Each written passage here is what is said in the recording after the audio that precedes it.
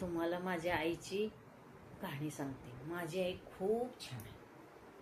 आमच्यावर तिनं खूप संस्कार छान केले. आम्ही 7 जण बहीण भावंड आहे.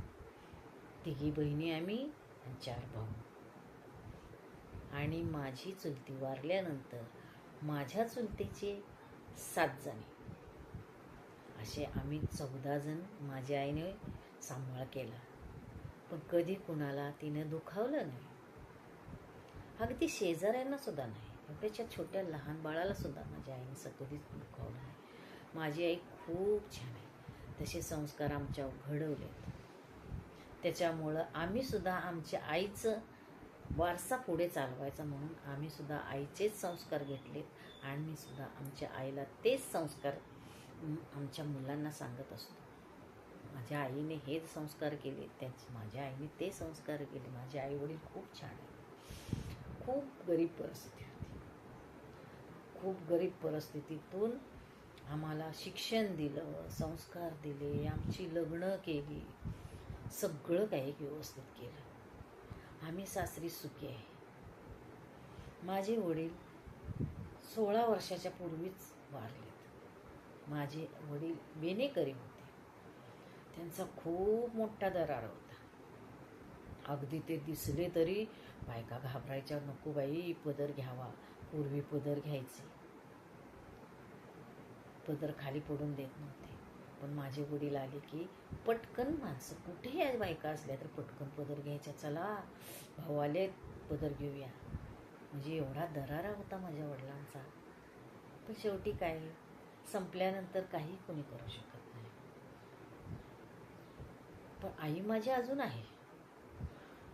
आत्तापर्यंत ती सर्वांना सर्व काही देत होती प्रेमाने.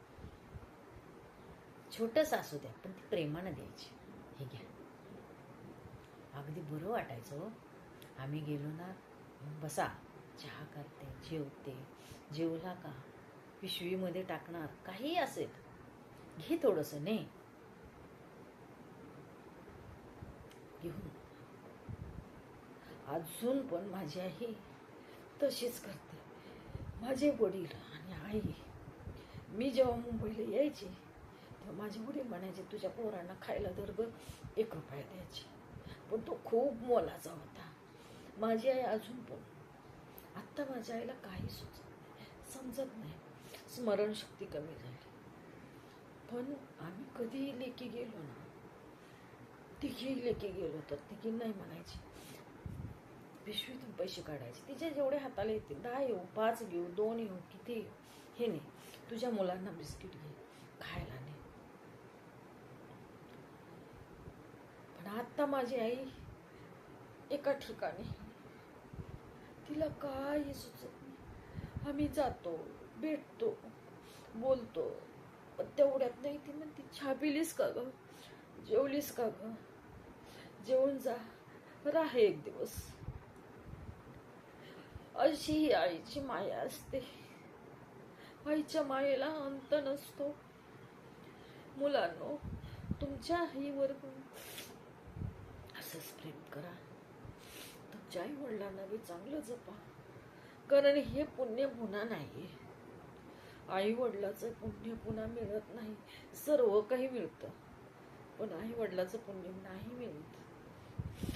म्हणून मुलांना लक्षात ठेवा, आई वडिलांना जपा. लहानाचं मोठं केलेलं आहे, आपल्याला जन्म दिलाय, हिवरावर सर्वात मोठं आहे. जन्म देऊन आपल्याला पायावर उभं केले आई वडिलांनी. त्याने किती यातना सहन केले असतील. तेव्हा गरीब परिस्थितीत माणसं खूप त्रास सहन करत होते. आता तरी पैसे, पण पहिली पैसे नव्हते. त्याच्यातून मुलं जास्त, पण तेवढं सगळं संकट व्यवस्थित. माझ्या तरी आई वडिलांनी आमच्यावर संस्कार घडवले. सगळ्या गोष्टी अगदी मनासारख्या केल्या. थोडी शाळा शिकवली पण चांगली शिकवली. असेच तुम्ही पण तुमच्या आई वडिलांना साथ द्या आणि आई वडिलांचा आदर करायला शिका. आम्ही पण आमच्या वडिलाचा, आईचा आदर करतो. धन्यवाद.